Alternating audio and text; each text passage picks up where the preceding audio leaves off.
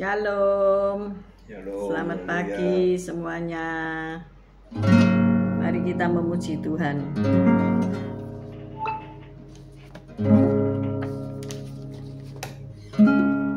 Tak sedetik pun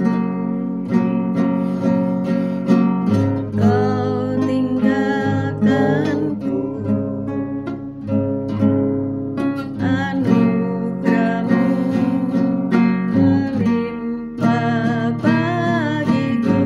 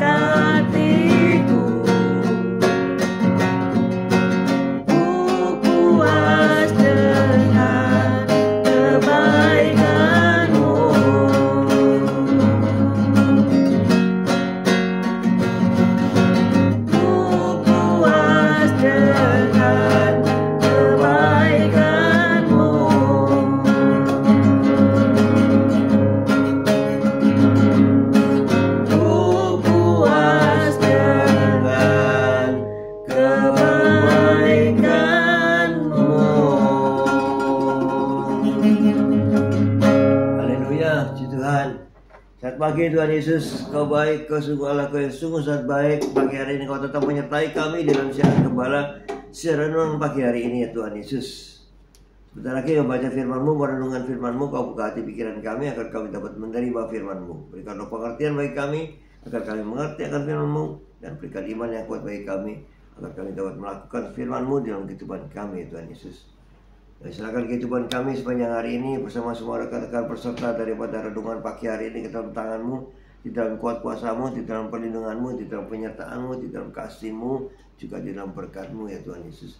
Dan Kau tetap berikan kesehatan, kekuatan bagi tubuh kami agar kami dapat melayani Kau lebih lagi. Dalam nama Yesus kami sudah berdoa dan mengucap syukur. Amin, amin, Amin. Shalom, selamat pagi Esther, Sepsi, Pak Anton, Bu Foni, Pak Paulus, Yosinta, Bu Nurmala, Moana, Mikel, semua yang sudah bergabung, Bu Saiman, Pak Saiman, sehat selalu, puji Tuhan. Ya. CCMI, Bu Titik Sulistiani, semua yang sudah bergabung pagi hari ini, Bu Wanda, Pak Budi Utomo, Pak Bu Elias, Pak Elias, Bu Rita Herawati. Mari kita baca Filipi 1 ayat 12 sampai 18. Filipi 1 ayat 12 sampai 18. Hari ini hari Sabtu 3 Mei ya, cepat sekali ya, sudah Mei. Filipi 1 ayat 12 sampai 18. Kesaksian Paulus dalam penjara. Aku menghendaki saudara-saudara supaya kamu tahu bahwa apa yang terjadi atasku ini justru telah menyebabkan kemajuan Injil, sehingga telah jelas bagi seluruh istana dan semua orang lain bahwa aku dipenjarakan karena Kristus.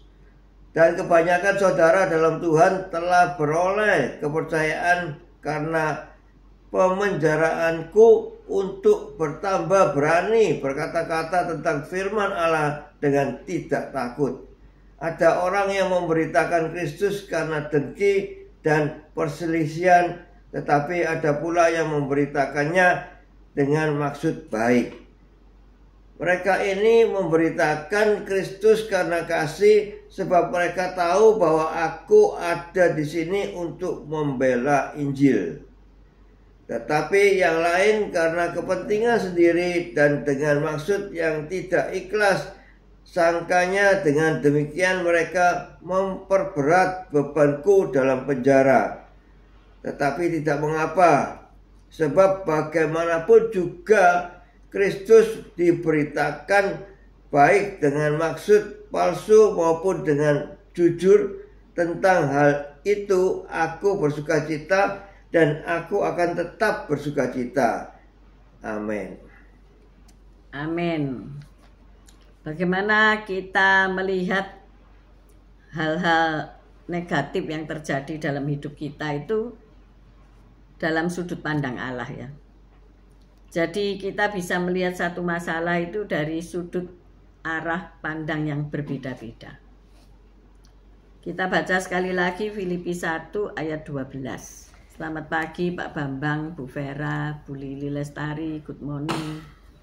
Yuk kita baca Filipi 1 ayat 12. Filipi 1 ayat 12.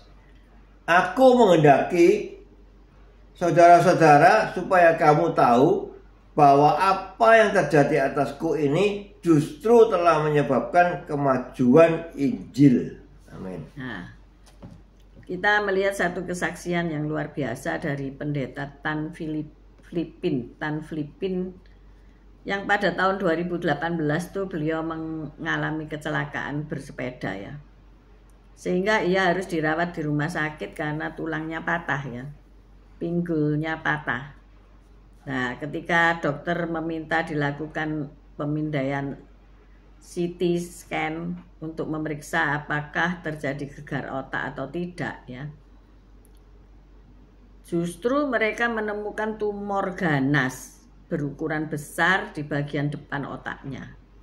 Dari kecelakaan bersepeda, pinggul yang patah, lah kok sampai ke kepala, karena dicek gegar otak atau tidak, tetapi ternyata ada tumor yang besar di bagian depan kepala. Mengerikan ya.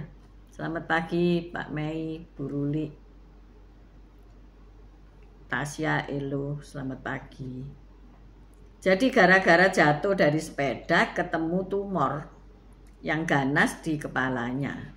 Jadi penemuan tersebut membawa Pendeta Tan Flipin ini kepada suatu proses pengobatan yang panjang ya. Dengan semakin banyak masa tumor yang diketemukan dan perawatan ekstensif yang harus dialaminya. Termasuk harus transplantasi sumsum tulang belakang. Wih, sangat luar biasa ya. Dan pendeta ini meyakini bahwa Allah mengizinkan kecelakaan itu terjadi agar tumor otaknya diketemukan. Ternyata pendeta ini selalu bersyukur ya, bahwasanya kecelakaan yang mematahkan tulangnya itu mengakibatkan penyakit lain yang dahsyat diketemukan dalam tubuhnya. Tidak diceritakan apakah pendeta ini berhasil survive atau tidak, tetapi statement beliau bahwa Allah mengizinkan kecelakaan itu terjadi agar tumor otaknya ditemukan. Luar biasa bukan ya? Paulus berkata kepada jemaatnya di Filipi. Kita baca ya di ayat 12 tadi sekali lagi. Filipi 1 ayat 12. Filipi 1 ayat 12, aku menghendaki saudara-saudara supaya kamu tahu bahwa apa yang terjadi atasku ini justru telah menyebabkan kemajuan Injil. Lanjut pasal 13 ayat 13. Sehingga telah jelas bagi seluruh istana dan semua orang lain bahwa aku dipenjarakan karena Kristus. Amin. Nah, jadi semua orang agar tahu bahwa karena Kristus Rasul Paulus itu dimasukkan ke dalam penjara. Bukan karena mencuri, bukan karena kesalahan secara pribadi, tetapi justru karena ia sebagai pemberita Injil dimasukkan ke dalam penjara. Dan hal itu mendorong orang-orang lain untuk lebih berani memberitakan Injil. Bukannya mereka surut ketakutan untuk memberitakan Injil, tetapi mereka malah berkobar-kobar, berapi-api untuk memberitakan Injil. Supaya semua orang tahu bahwa Rasul Paulus ini loh tidak ada salahnya, tapi dipenjarakan hanya karena memberitakan kabar baik. Nah, jadi sama seperti kasus daripada pendeta Flipin tadi, hanya karena jatuh dari sepeda, ternyata dokter menemukan penyakit yang lebih parah lagi begitu ya. Nah, jadi di ayat 12 Paulus itu berkata, apa yang terjadi atasku ini justru telah menyebabkan kemajuan bagi Injil ya, kemajuan bukan kemunduran. Jadi ia menggunakan penahanannya selama di penjara itu sebagai kesempatan untuk membagikan Injil kepada para penjaga yang dirantai bersamanya ya. Jadi penjaganya dirantai bersama supaya nggak lari dia ya. Podo-podo dirantai. Nah, itu justru kesempatan untuk diberitakan kabar baik tentang Yesus Kristus Tuhan ya.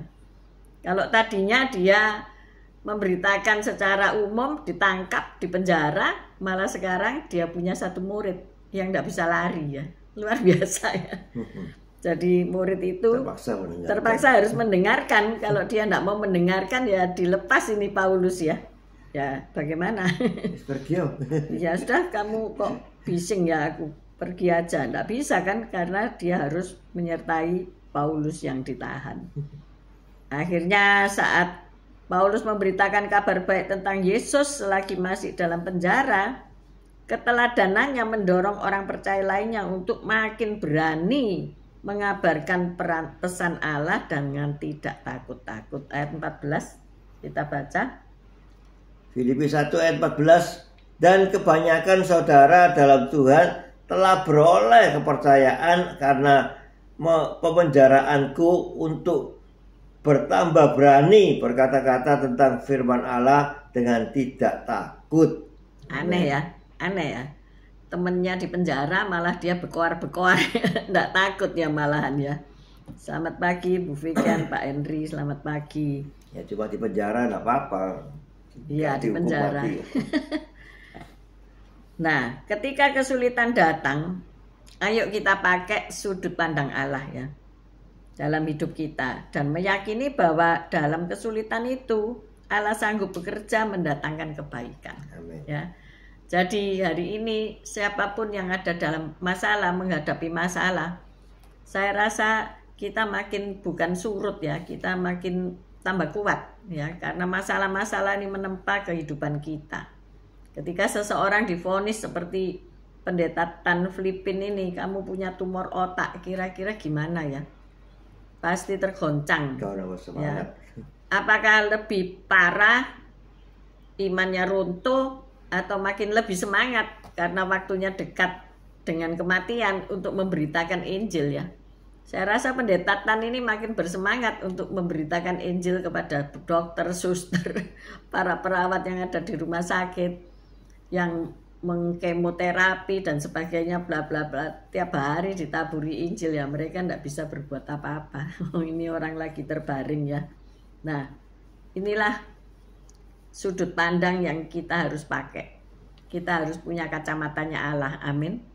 Kita memandang masalah, kelihatannya kok mengerikan ya masalah-masalah itu yang terjadi dalam hidup kita.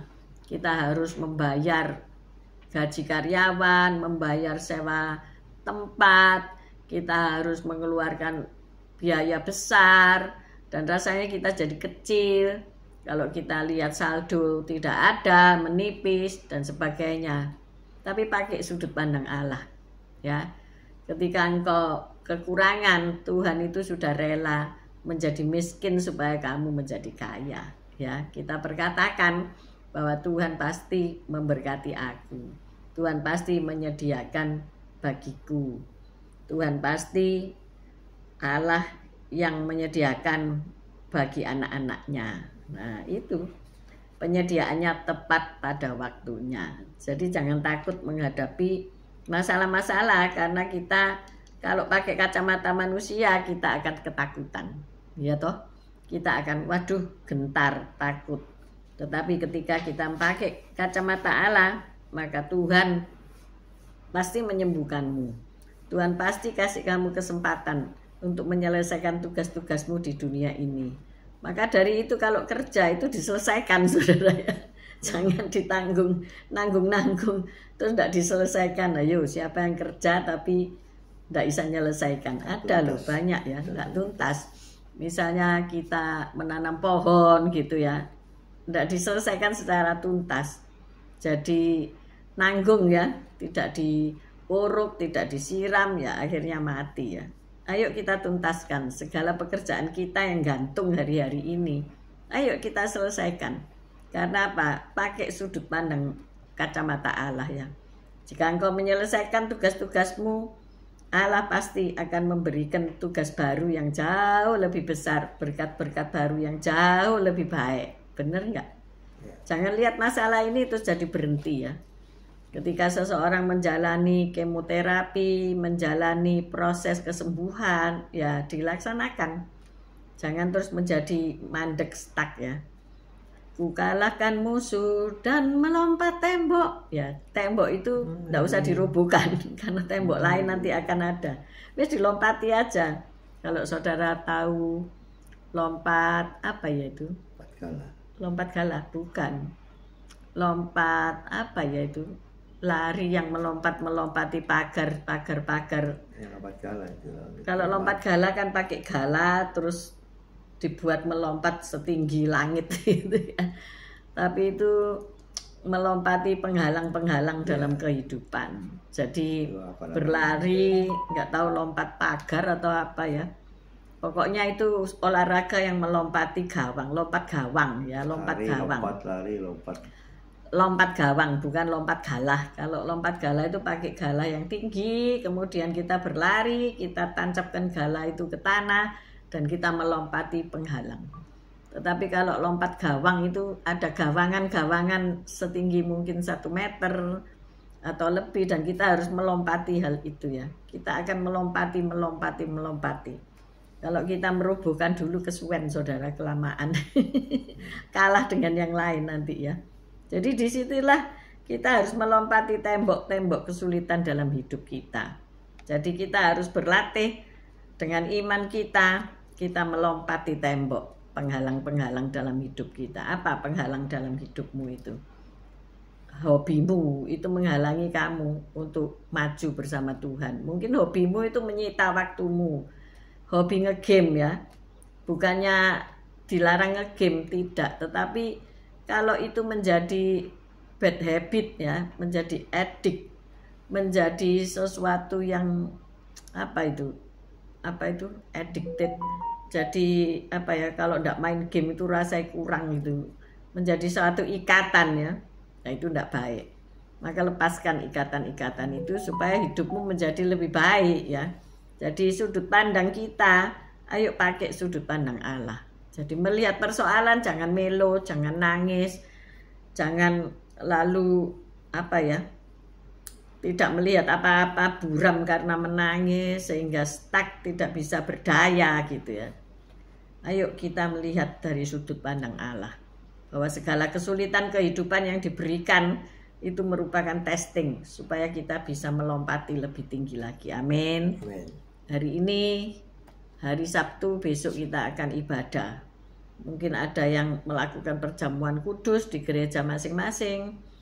Mungkin ada yang macam-macam di awal bulan harus melakukan ritual-ritual tertentu, tetapi pada umumnya mungkin ada sakramen perjamuan kudus ya. Kalau minggu-minggu pertama ya, tanggal 4. Ayo kita menyucikan sudut pandang kita ya.